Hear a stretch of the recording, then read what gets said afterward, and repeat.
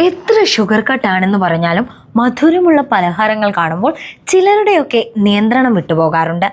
എന്നാൽ ഇങ്ങനെ നിയന്ത്രണം വിട്ടുപോയാൽ കരളിന് മുട്ടൻ പണി കിട്ടുമെന്നാണ് ആരോഗ്യ വിദഗ്ധർ പറയുന്നത്.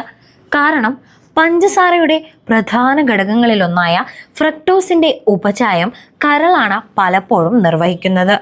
അമിതമായ പഞ്ചസാരയുടെ ഉപയോഗം കരളിന്റെ ഉപചായ പ്രക്രിയയെ തകരാറിലാക്കിയേക്കാം.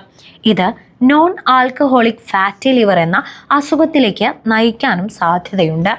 ഇത് ലിവർ സിറോസിസ്, ക്യാൻസർ എന്നിവയിലേക്കും നയിച്ചേക്കാം. ഇനി പ്രമേഹ രോഗികളായവരുടെ പഞ്ചസാര ഉപയോഗവും കരളിനെ ബാധിച്ചേക്കാം.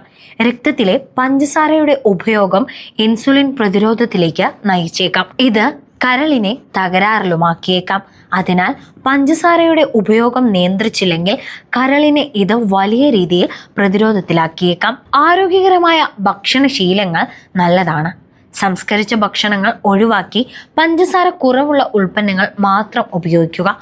ഭക്ഷണശീലങ്ങളിൽ കൂടുതൽ പഴങ്ങൾ, പച്ചക്കറികൾ, ധാന്യങ്ങൾ എന്നിവ ഉൾപ്പെടുത്തുക. അതിൽ പ്രകൃതിദത്ത പഞ്ചസാര അടങ്ങുന്നു. ഇവ അപകട സാധ്യത കുറയ്ക്കുന്നു.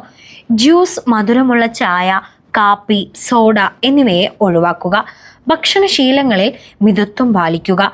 സമീകൃത ആഹാരത്തിന്റെ ഭാഗമായി മാത്രം വല്ലപ്പോഴും മധുരം കഴിക്കാൻ ശ്രമിക്കുക.